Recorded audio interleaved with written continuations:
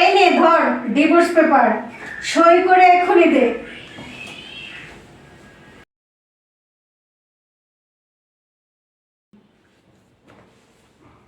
Finally তুই তোর রাস্তায়, আমি আমার রাস্তায়। তুই জানিস আমার জীবনের সবচেয়ে বড় ভুল হচ্ছে তোকে বিয়ে করা। তোকে বিয়ে করে আমার মনে হয়েছে আমি একটা জেলখানার মধ্যে বন্দি আছি। এবার দেখ ডিভোর্সের পর না আমি কত সুন্দর হয়ে গেছি, আমি কতটা খুশি। এবার না আমার জীবনে আমি যা করতে চাইবো তাই করতে পারবো। ক্লাবে যাব, বন্ধুদের সাথে আড্ডা করব, কত মজায় থাকবো আমি, তাই না? আর একটা কথা তোর মাথায় ভালো করে ঢুকিয়ে নি, তুই না আমার লাইফে নাক গলানোর একদম চেষ্টা করবি না। আর না হয় জানিস তো তোকে আমি কোন কেসে ঢুকাবো। ঠিক আছে, বাই। তোর সাহস কি করে হলো আমার হাত ধরার? বউয়ের টাকায় চলা ছেলে, তুই জানিস আমি কে? আমি হচ্ছি এই শহরের টপ কোম্পানির ম্যানেজার। আর তুই বউয়ের টাকায় বসে বসে খাস, তোর লজ্জা করে না? তোর লেভেলটা দে আর আমার লেভেলটা দে। কোথায় তুই আর কোথায় আমি? উফ, তোকে না আমার বারবার মনে করিয়ে দিতে হয় তুই একটা ভিখারি। আর তুই যদি তোর অবস্থানটা ভুলে গিয়ে থাকিস তাহলে আমি তোকে মনে করিয়ে দিচ্ছি তোর অবস্থান আমার কাছে কিচ্ছু না। আমার না কত বড় বড় ঘর থেকে সম্বন্ধ আসছিল, আর আমি কি মরতে যে তোর মতো ছেলেকে বিয়ে করলাম, ভিখিরি কোথাকার। আর শোন, তোর কাছে যখন টাকা ছিল তখন আমি তোর বউ ছিলাম, আর এখন তো তুই ভিখিরি, তাই আমি চললাম, বাই। দাঁড়াও আখি, যাওয়ার আগে একটা কথা শুনে যাও। একটা ছেলে যখন টাকা ইনকাম করে না তখন সে ফ্যামিলির জন্য করে, তার পুরো পরিবারের জন্যই করে, সবাইকে নিয়েই চলে। যখন একটা মেয়ে ইনকাম করে না তখন শুধু সে নিজেরটাই চিন্তা করে। হ্যাঁ, আর এইসব ভালোবাসা টালোবাসা আছে না, আমি তোমাকে ছাড়া বাঁচবো না, তোমাকে ছাড়া আমি চলতে পারবো না, সারা জীবন তোমার সাথে থাকবো, কখনো তোমাকে ছেড়ে যাব না, এগুলো না মুভিতেই মানায়। রিয়েল লাইফে না এগুলোর কোনো মূল্য নেই। লাইফে কিসের দাম আছে জানো? শুধু টাকার। যদি তোমার কাছে টাকা থাকে না, লোকে তোমাকে সম্মান করবে, স্যালুট দিবে। আর যদি তুমি ভিখারি হও তাহলে তোমার দিকে কেউ ফিরেও তাকাবে না তুমি কে।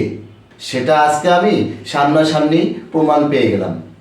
আচ্ছা, আজ থেকে 6 মাস আগে যখন আমার ব্যবসা বাণিজ্য সব কিছু ঠিকঠাক চলতেছিল, আমার কাছে যখন টাকা পয়সা বাড়ি গাড়ি সব কিছুই ছিল, তখন তুমি আমার কতই না খোঁজ খবর রাখতে।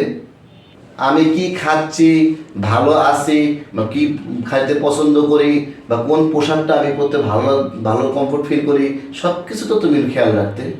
তুমি তো বলেছিলে আমাদের জীবনে যতই খারাপ সময় আসুক তুমি কখনোই আমার হাত ছাড়বে না।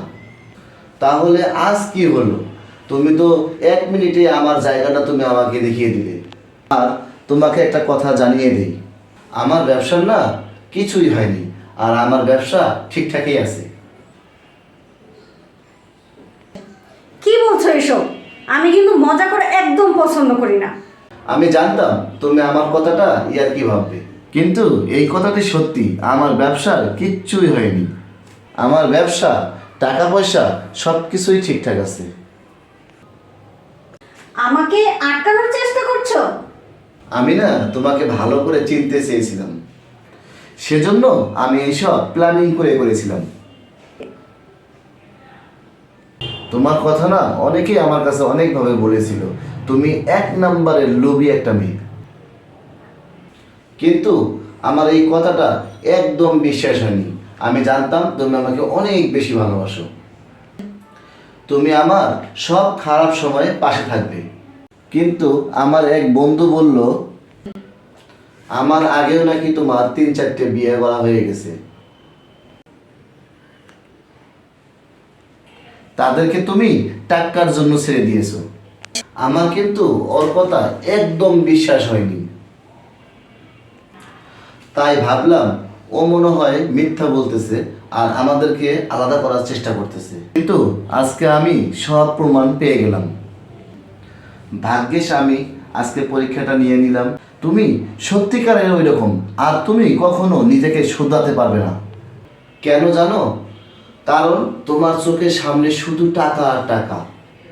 আর একটা কথা শোনো, আমি না তোমার সাথে আর একটা মিনিটও কাটাতে চাই না। তুমি এতক্ষণ আমার জায়গাটা আমাকে বুঝিয়ে দিয়েছিলে না, এখন আমি তোমার জায়গাটা তোমাকে বুঝিয়ে দিলাম। তুমি এক নম্বরে একটা স্বার্থপর মেয়ে। আর একটা কথা জেনে যাও, আমার টাকা পয়সা, বিজনেস, বাড়ি গাড়ি কোনো কিছুই যায়নি, সব কিছু আমার কাছে আছে। শুধু আমার লাইফের থেকে একটা জিনিস চলে যাচ্ছে, সেটা হলো তুমি। আর ভাগ্যিস তুমি আমার জীবন থেকে চলে গেলে। না হয় কখনো যদি আমার খারাপ সময় আসতো, তখন তুমি আমাকে এই চেহারাটাই দেখাইতে, আর আমি সেটা সহ্য করতে পারতাম না। তো চলো এখন ঘর থেকে বেরিয়ে যাও। দেখো, তুমি না এসব ভুল বলছো। ওই যে তোমার বন্ধু আছে না, তোমার বন্ধু না আমাদেরকে আলাদা করতে চায়, বুঝছো? আর এসব না কোনো ব্যাপার না। আর এই যে ডিভোর্সের পেপার দেখছো না, এসব আমি ছিঁড়ে ফেলছি।